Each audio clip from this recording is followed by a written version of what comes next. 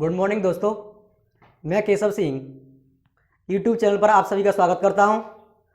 कल हमने इंग्लिश की क्लास स्टार्ट कर दी थी और इंग्लिश में टेंस टॉपिक स्टार्ट किया था। कल थोड़ी टेक्निकल इश्यू की वजह से क्लास आगे नहीं हो पाई थी, 5-7 मिनट ही हो पाई थी। कल अपने टेंस टॉपिक स्टार्ट किया था, टेंस के बारे में थोड़ी सी जानकारी जुटाई थी। टेंस क्या होता है?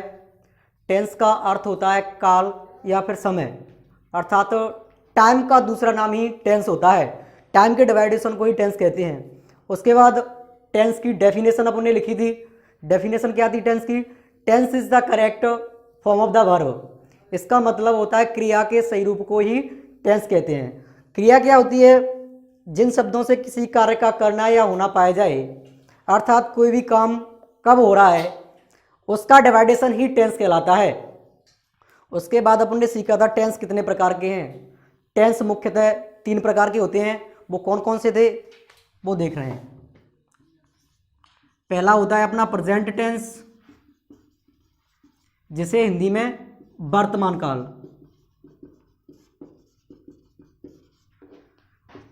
दूसरा टेंस होता है अपना पास्ट टेंस, जिसे भूतकाल। तीसरा टेंस होता है अपना फ्यूचर टेंस, जिसे अपन भविष्यकाल कहते हैं। अब बात करें प्रेजेंट टेंस क्या होता है, पास्ट टेंस क्या होता है, फ्यूचर टेंस क्या होता है, इनकी परिभाषा की बात करें, इनको समझें थोड़ा सा।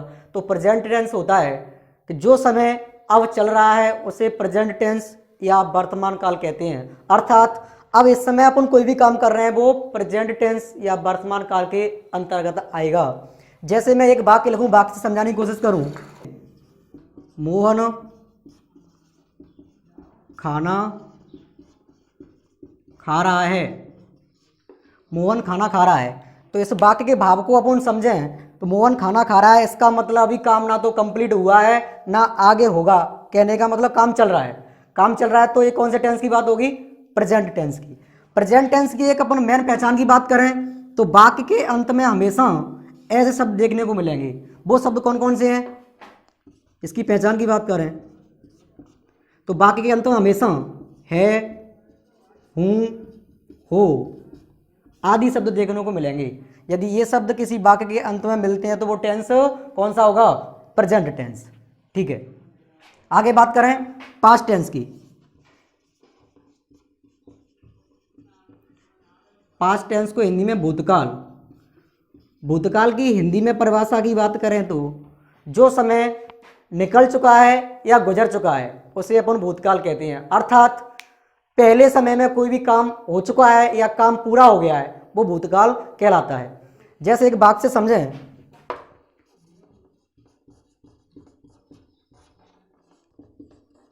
सोहन फल बेचता था। सोहन फल बेचता था, तो इसके वाक्य के भाव से मालूम चल रहा है कि सोहन पहले कभी फल बेचता था, अब नहीं बेचता है। तो काम कंप्लीट हो चुका है, कंप्लीट हो गया है। पास्ट टेंस की अपनी मेन मुख्य जो पहचान है, वाक्य को कैसे पहचाने कि ये पास्ट टेंस का वाक्य है। तो पास्ट टेंस के अंत में या हिंदी वाक्य के अंत में अपन को देखने के लिए था, थी या थे ये शब्द देखने को मिलेंगे। जैसे कि इसमें ये था दिया हुआ है, था की वजह से टेंस कौन सा है? Past tense. नेक्स्ट बात करें अपन फ्यूचर टेंस। फ्यूचर टेंस को हिंदी में क्या कहते हैं? भविष्यकाल। भविष्यकाल क्या होता है? जो समय आगे आने वाला है, अर्थात आगे जो कोई भी काम होगा वो कौन से टेंस में आएगा? भविष्यकाल में आएगा। जैसे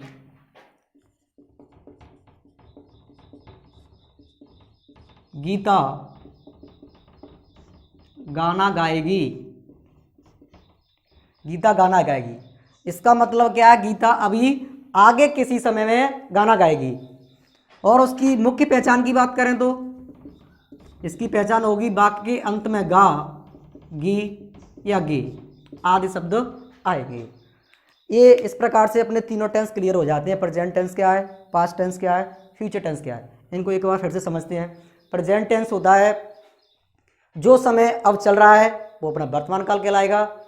और वर्तमान काल के अंत में या हिंदी वाक्यों के अंत में हमेशा है, हूँ, हो ये शब्द मिलेंगे। यदि ये शब्द मिल जाते हैं तो वो टेंस कौन सा होगा? Present tense. Next tense past tense. तो पास्ट टेंस जो समय निकल चुका है या बीत चुका है वो पास्ट टेंस के अंतर्गत आता है।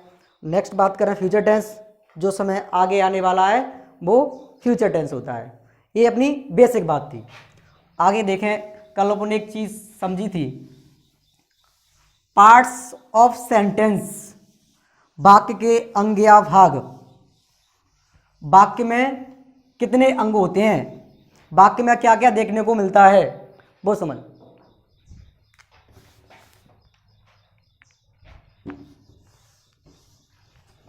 पार्ट्स ऑफ सेंटेंस,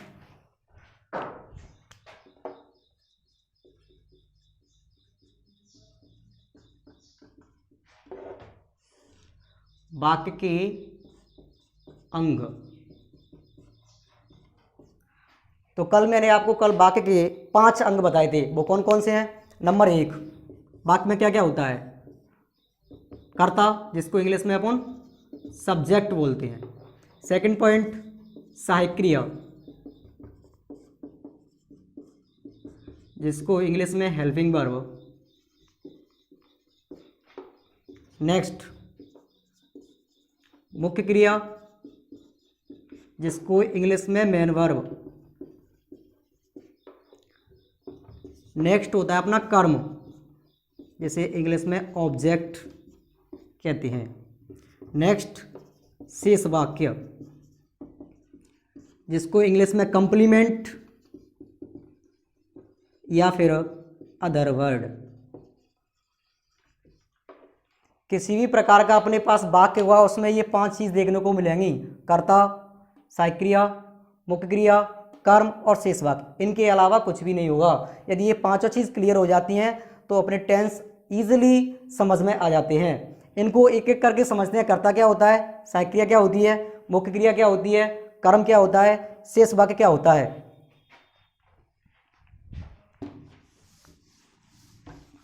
तो सबसे पहले अपन कर्ता को लेते हैं। कर्ता क्या है?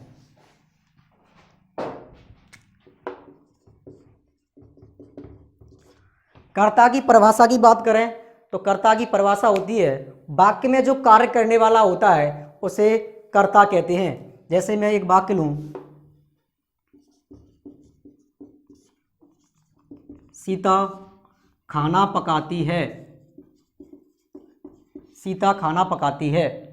इस वाक्य में मैं आपसे पूछूं कि इसमें काम को करने वाला या खाना पकाने वाला कौन है, तो आपका जवाब हमेशा क्या होगा? सीता होगा। इस वाक्य में खाना कौन पका रहा है? सीता पका रही है। तो कर्ता क्या हुआ? सीता हुई। और इसकी परिभाषा है, वो परिभाषा क्या है? वाक्य में कार्य करने वाले को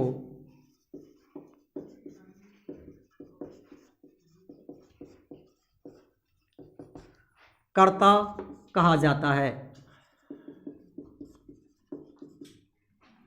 वाक्य में कार्य करने वाले को कर्ता कहा जाता है। इसमें मैं आपको एक नोट पॉइंट बताऊं। जैसे मैं एक वाक्य लिख रहा हूं, शालिनी सुंदर लड़की है। शालिनी सुंदर लड़की है। मैं आपसे इसमें बात करूंगा इसमें काम करने वाला कौन है, तो काम तो इसमें कहीं होता हुआ नजर नहीं आ रहा है कि काम क्या हो रहा है, इसमें कोई काम ही नहीं हो रहा है। तो फिर कर्ता कैसे पहचाने? क्योंकि परिभाषा ये है वाक्य में कार्य करने वाले को कर्ता कहा जाता है। लेकिन इसमें काम करने वाला शालिनी सुंदर लड़की है। इसमें ना तो शालिनी कोई काम कर रही है, काम करने वाला कोई दिख ही नहीं रहा है। फिर कर्ता की पहचान कैसे करें? फिर कर्ता कहाँ से निकले?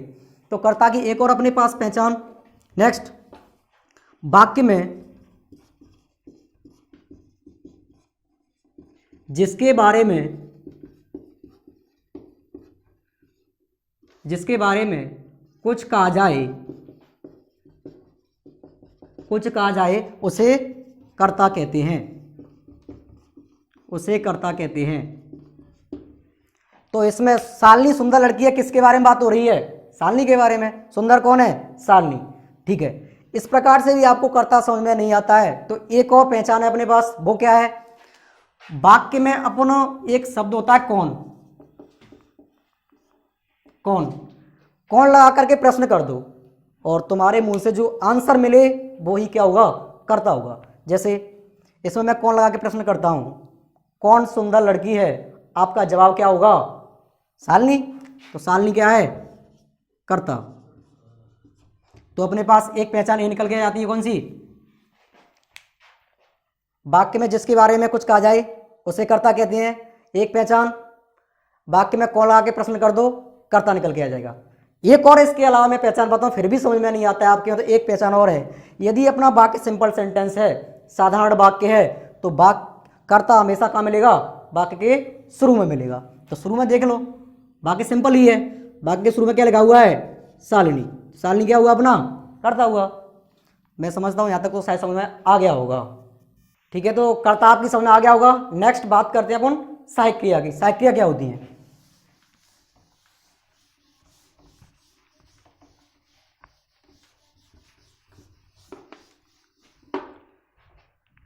देखिए इधर, सहायक क्रिया। सहायक क्रिया को इंग्लिश में बोलते हैं अपन हेल्पिंग वर्ब। Helping verb. सहायक क्रिया की जो परिभाषा है इसके इंग्लिश के नाम से क्लियर हो जाती है। हेल्प का अर्थ होता है सहायता करना, और वर्ब का अर्थ होता है क्रिया, अर्थात क्रिया की सहायता करने वाली।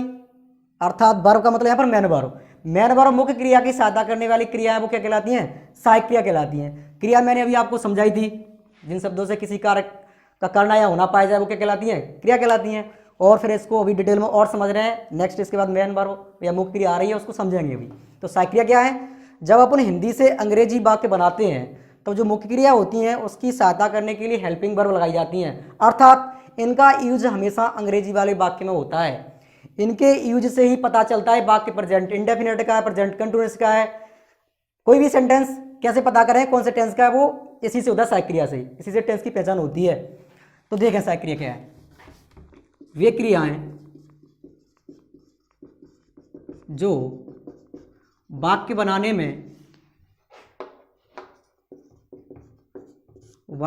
में मुख्य क्रिया की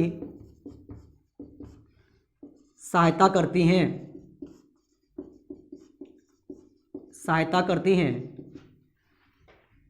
सहायक क्रिया कहलाती हैं। सहायक क्रिया कहलाती हैं। जैसे मैं उदाहरण की बात करूं, डूडज, इजार एम, हेड, ईटीसी, ये सब अपनी क्या हैं? सहायक क्रिया हैं। नेक्स्ट बात करें अपन मुख्य क्रिया।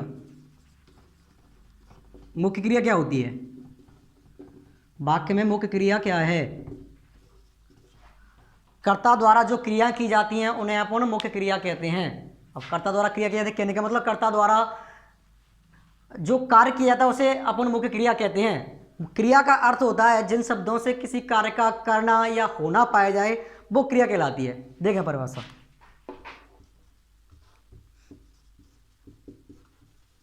कर्ता द्वारा जो क्रियाएं की जाती हैं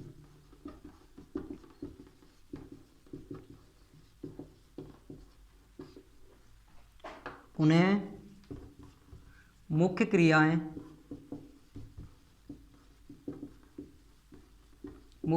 कहते हैं। जैसे पढ़ना, लिखना, चलना आदि, ये अपनी क्या है? मुख्य क्रिया हैं। अर्थात पढ़ना, यदि पढ़ेंगे तो कोई ना कोई काम होगा, लिखना लिखेंगे तो कोई ना कोई काम होगा, चलना चलेंगे तो कोई ना कोई काम होगा। यदि कोई भी काम होता हुआ दिख जाए तो वहाँ पर क्रिया होगी। क्रिया की एक और पहचान होती है अपने पास। क्या पहचान होती है? शब्द के अंत में ना, ज़्यादातर मोस्टली तुम्हें ना मिल जाएगा। क्रिया के अंत में ना दिख जाए तो क्रिया होगी, लेकिन ये भी यूनिवर्सल ट्रुथ नहीं है कि ना मिल जाए तो मुख्य क्रिया ही होगी, क्योंकि कई शब्द ऐसे हैं। जैसे मैं बात करूँ मरेना, इसके अंत में क्या है? ना है, लेकिन ये मुख्य क्रिया नहीं होगी क्योंकि इस मरेना में कोई भी काम होता हुआ नजर नहीं आ रहा है। जैसे मैं बात करूं सपना, इसके अंत में ना आ रहा है, फिर भी ये मुख्य क्रिया नहीं होगी। मुख्य क्रिया कब होगी? जब अपन कोई भी उसमें काम होता हुआ नजर आ जाए। अच्छा, काम होता हुआ नजर कब आएगा? ये कैसे पता चलेगा इसमें काम हो रहा है कि नहीं हो रहा है, इस मरना में काम हो रहा है कि नहीं हो रहा है, या इस पढ़ना में काम हो रहा है कि नहीं हो रहा है? तो इसकी अपने पास एक पहचान है, वो क्या है?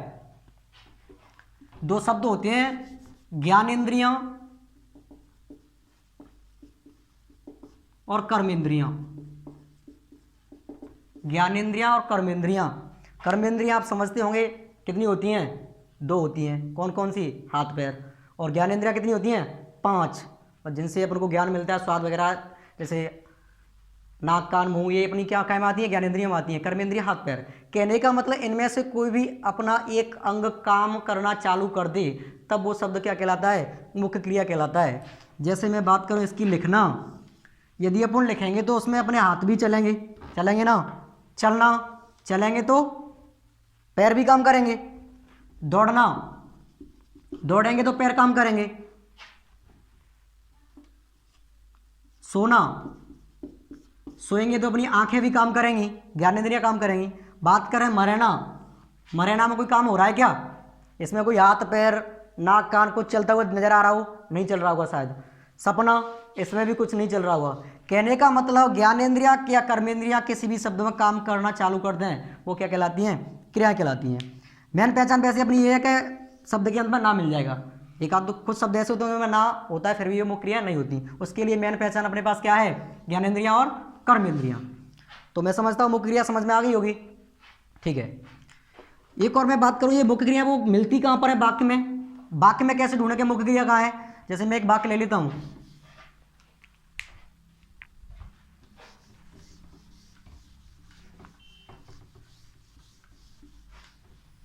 जैसे राधा रसोई घर में खाना पकाती है, खाना पकाती है। तो हम अब तक इसमें कर्ता भी सीख चुके हैं, सहायक क्रिया की बात की, मुख्य क्रिया की बात की। तो इस वाक्य में बात करूं कर्ता क्या है, तो आप बता सकते हैं इसमें काम करने वाला कौन है? रसोई घर में खाना कौन पकाती है? राधा। तो ये अपना कर्ता हो गया। मुख्य क्रिया की बात करें, जिन शब्दों से किसी कार्य का करना या होना पाया जाए, या जिसमें अपने हाथ पैर या ज्ञानेंद्रियों का कोई भी अंग काम करना शुरू कर दे। जैसे रसोई घर, तो रसोई घर में कोई भी काम नहीं हो रहा है। खाना, खाना शब्द में कोई भी काम नहीं हो रहा है। पकाना, पकाएंगे तो अपने आप ऑटोमेटिक अपने हाथ पैर चलने लग जाएंगे। इसमें से एक भी शब्द ऐसा नहीं जिसमें अपने हाथ पैर चलने लग जाएं। रसोई घर, खाना, पकाना, पकाने में अपने आप हाथ पैर काम करेंगे तो अपनी क्या हो जाएगी? मुख्य क्रिया। एक और पहचान, एक पहचान अपने पास ये है, किसी भी शब्द में अपन ना लगा के देखो, जो मुख्य क्रिया होगी उसमें ना लग जाएगा और किसी शब्द में ना नहीं लगेगा। जैसे देखें राधा ना, तो राधा ना कोई शब्द नहीं होता। रसोई करना, मैं ना, खाना ना, पकाना, पकाना अपने पास शब्द होता है, मुख्य क्रिया भी होती है। मुख्य क्रिया के अंदर मैंने बताया भी था कि ना आता है, इसलिए अपनी ये क्या है? मुख्य क्रिया है। वाक्य में मुख्य क्रिया की एक और पहचान बताऊं तो ज़्यादातर मोस्टली मुख्य क्रिया वो कहाँ मिलेगी? वाक्य के अंत में मिलेगी। तो अपने वाक्य के अंत में भी है मुख्य क्रिया। That's all clear. नेक्स्ट देखें, बात करते हैं अपन कर्म की, जिसको इंग्लिश में अपन ऑब्जेक्ट कहते हैं। कर्म क्या होता है?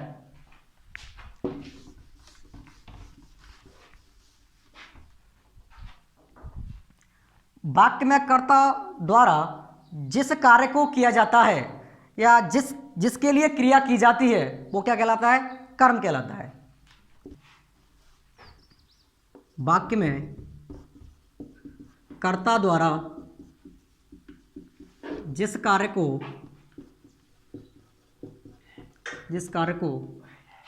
किया जाता है उसे कर्म कहते हैं। कर्म कहते हैं अर्थात वाक्य में कर्ता द्वारा जिस कार्य के लिए क्रिया की जाती है उसे अपन कर्म कहते हैं। एक वाक्य से समझें, जैसे कमल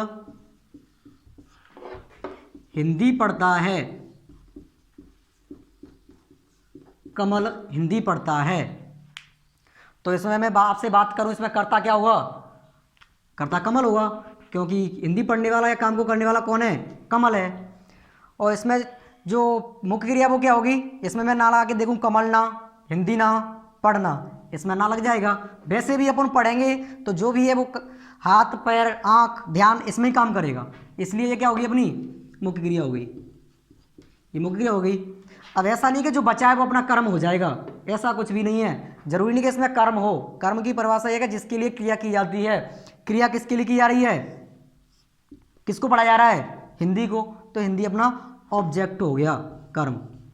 यदि आपकी समझ में ये परिभाषा नहीं आ रही है तो इसकी एक और पहचान मैं आपको बताऊं। जो भी अपने पास वाक्य है तो क्रिया के साथ एक शब्द है क्या, या किसे, या फिर किसको। हिंदी वाक्य में क्रिया के साथ क्या शब्द लगा करके देख लो, यदि उसका आंसर तुम्हारे मुंह से निकल पा रहा है तो उस वाक्य में कर्म है, अन्यथा कर्म नहीं है। देखें कमल क्या पढ़ता है, तो शायद तुम अपने आप से जवाब दे पा रहे हैं कि हिंदी निकल के आ रहा है, तो हिंदी क्या हो गया अपना कर्म हो गया। ठीक है, अब ये क्या से तो निकल गया, मैं किसे भी लिखा है किसको भी लिखा है। एक वाक्य और लिखूं, सोहन हमें अंग्रेजी पढ़ाता है। इसमें बात करें कर्म की तो कर्म क्या होगा, सोहन क्या पढ़ाता है, अंग्रेजी। सोहन किसे अंग्रेजी पढ़ाता है, हमें। तो कहने का मतलब इस वाक्य में दो कर्म मिल चुके हैं अपन को, एक अंग्रेजी और एक हमें। कर्म भी दो प्रकार के होते हैं। कर्म कितने होते हैं, कर्म दो प्रकार के होते हैं। कौन कौन से, नंबर एक होता है डायरेक्ट ऑब्जेक्ट, जिसको हिंदी में प्रत्यक्ष कर्म कहते हैं। सेकंड होता है इनडायरेक्ट ऑब्जेक्ट, जिसे हिंदी में अपन अप्रत्यक्ष कर्म कहते हैं।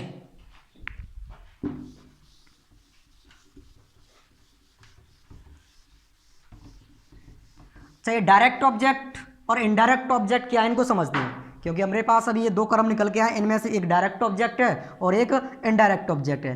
कहने का मतलब एक प्रत्यक्ष कर्म है और एक अप्रत्यक्ष कर्म है। इनको अपन कैसे पहचाना कौन सा डायरेक्ट है कौन सा इनडायरेक्ट है। तो मैं शुद्ध भाषा में बताऊं तो डायरेक्ट ऑब्जेक्ट का मतलब निर्जीव कर्म से ले लें। निर्जीव कर्म, निर्जीव तो समझते ही होंगे, और जो चलता फिरता नहीं हो, सांस नहीं लेता हो, खाना पीना नहीं खाता हो, वो क्या होता है, निर्जीव कर्म होता है। इनडायरेक्ट ऑब्जेक्ट को बोलें तो सजीव कर्म, इसको बोले तो नॉन लिविंग नाउन, या फिर इसको बोलें लिविंग नाउन। सजीव कर्म और ये निर्जीव कर्म। अब इसमें से देख लो, डायरेक्ट ऑब्जेक्ट का मतलब यहाँ पे लिख देता हूँ मैं। डायरेक्ट ऑब्जेक्ट का मतलब होता है निर्जीव कर्म, और इनडायरेक्ट ऑब्जेक्ट का मतलब सजीव कर्म। तो अंग्रेजी ये सजीव है कि निर्जीव है, तो आपको पता ही होगा ये निर्जीव है। अब निर्जीव है इसलिए क्या है, डायरेक्ट ऑब्जेक्ट है। और वैसे डायरेक्ट ऑब्जेक्ट क्या, ये अपना मेन ऑब्जेक्ट भी होता है। इस वाक्य का जो मेन मुख्य ऑब्जेक्ट है, मुख्य कर्म है, वो क्या है, अंग्रेजी है। और जो हमें अपनी बात हो रही तो ये अपन क्या है, सजीव है। सजीव है तो क्या होगा, इनडायरेक्ट ऑब्जेक्ट होगा। ठीक है, नहीं देखें दोबारा से, कर्म क्या है, वाक्य में कर्ता द्वारा जिसके लिए क्रिया की जाती है वो अपना कर्म कहलाता है। अपने पास कर्म की एक पहचान क्या है, वाक्य में क्या लगा के क्वेश्चन करो, आंसर आएगा वो कर्म होगा। जैसे सोहन क्या पढ़ता है, अंग्रेजी, कर्म।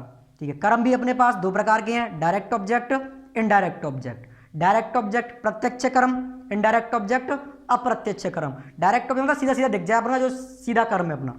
ठीक है, बाकी क्लियर है, समझ में आ गया होगा। नेक्स्ट अपनी एक परिभाषा बचती है शेष वाक्य। शेष वाक्य क्या होता है वाक्य में, वो देखें।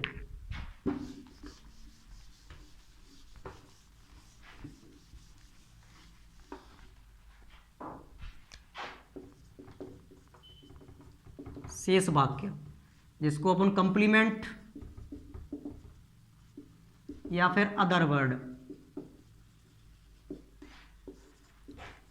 तो इसकी परिभाषा की बात करें वाक्य में से कर्ता, मुख्य क्रिया, कर्म को निकालने के बाद जो कुछ भी शब्द बच जाएंगे वो अपने शेष वाक्य के अंतर्गत आएंगे। जैसे